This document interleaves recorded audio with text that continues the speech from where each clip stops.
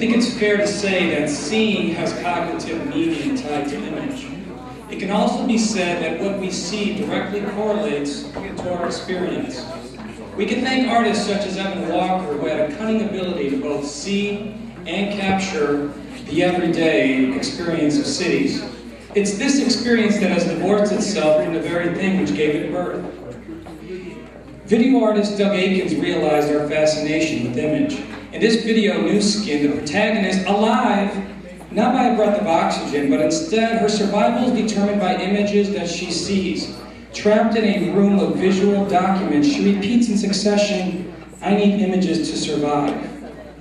The thick web of images fills our critical capacity to a point of substantial hyperstimulation, where what is real and unreal become often blurred and indistinguishable.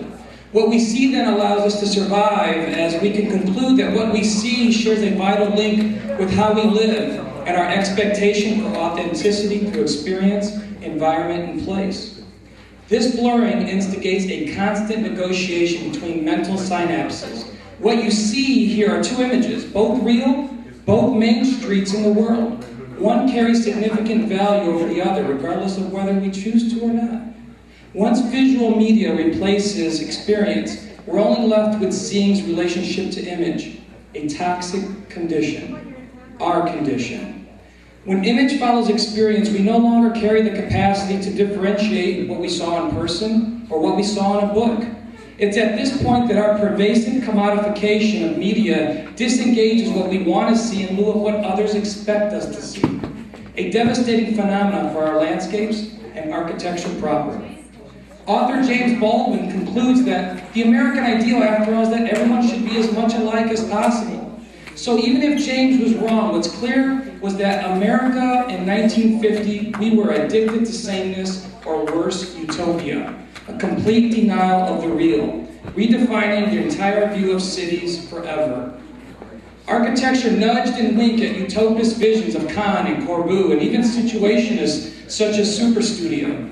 Unique theoretical ideas for sure, yet a Fordist economy chose craft for commodity. It was at this point that a virus was deeply injected into the veins of architecture. Everybody, Walt Disney, America's most influential architect since 1950. His image became the default for fond memories of the past. His 1900 vision of Main Street became everybody's vision of their hometown and the heartland of America. It wasn't until 1995 that Pocahontas was even invited to Main Street. So what did we do? Well, we moved in, and we've been stuck there since.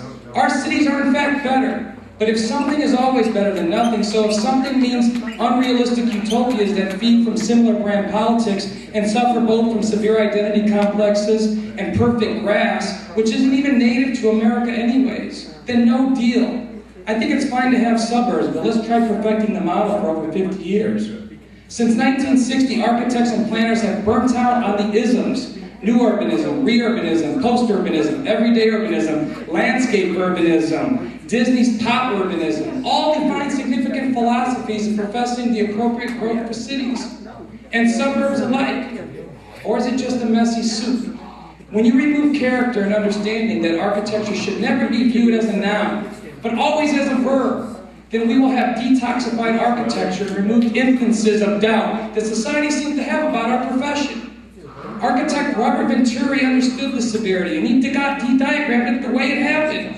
It's almost comedian. Essentially, there's no difference between what the building is and what the billboard is. It's exact replica or copy of the authentic.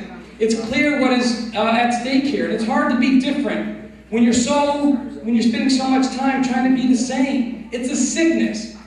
This is a pentagram. Celebration, Florida. This is what they use to get people in. The image, the billboard. It's fake. It's what draws people in, right? So this sort of fascination is like a sickness. And I was in Kansas City, Missouri, sitting down at the airport reading a newspaper, and all of a sudden it said, everything you feel, see, and touch will be different.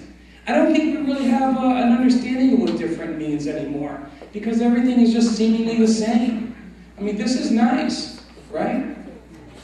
But what about this? It's almost the same thing. Preach. It's like that we're unable to kind of create this sort of, what's called creativity. But when we're looking at the same image all the time that's being fed to us, it's hard to be the same. It's hard to be different. And it's easy to be the same. This year, I was sitting in Portland, Oregon, reading an architecture journal.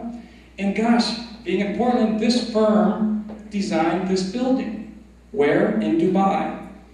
Which was fascinating to me, all the same, because I think about 2 weeks prior to seeing this building, our firm designed this building in Indianapolis, Indiana. You know, is it an intentional copy? Or just are we out of ideas? Is sameness taken over us? Where we're just like a true simulacra, incapable of having original ideas? I don't think that we tried to do this. It just is. And where are we at now? Where Dubai has purchased the rights to clone the entire city of Lyons, France. We will stop at no cost to be full simulacra, which is amazing to me.